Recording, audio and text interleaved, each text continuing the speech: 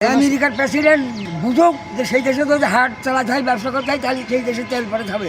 আর এখন এরকম তেল দিয়ে আমার একটু বাড়ি পৌঁছানোর ব্যবস্থা করো, মরা পুরো জাহাজে পার করো।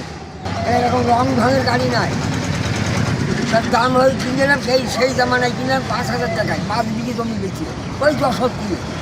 তখন এই দেশের কোনো গান নেই, সেই সময়কার মেডিসিন। আমি তেল ফুরিয়ে গিয়েছে, জ্বালানি শেষ, পাম্পে ওই আলুকদের ওই পাম্পের ওই করে গাড়িটা বন্ধ হয়ে গিয়েছে। তো মন্দির থেকে ঠেলা দিয়ে বাজারে একটু কাজ ছিল, বললাম ওই যে কাজের কাজ বললাম, তো বলছে আজ 12টার সময় আসবে, তুমি পর ভাতে আইসো। আমি পর ভাতে দৌড়বো, এখন পর ভাতে দৌড়বো মানে কবর পানে সংসার পর দৌড়বো।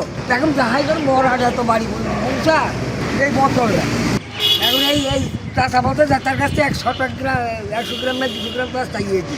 হাফিজুর রহমান বিশ্বাস, গ্রাম আইনদীপুর, চুয়াডাঙ্গা জেলা, আলমডাঙ্গা উপজেলা, চিজলা ইউনিয়ন, গোকলখালী পোস্ট অফিস।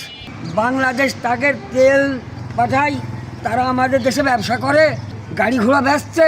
আমেরিকার প্রেসিডেন্ট বুঝুক যে সেই দেশে তো হাট চালাতে হয়, ব্যবসা করতে হয়, তাহলে সেই দেশে তেল পরে খাবে।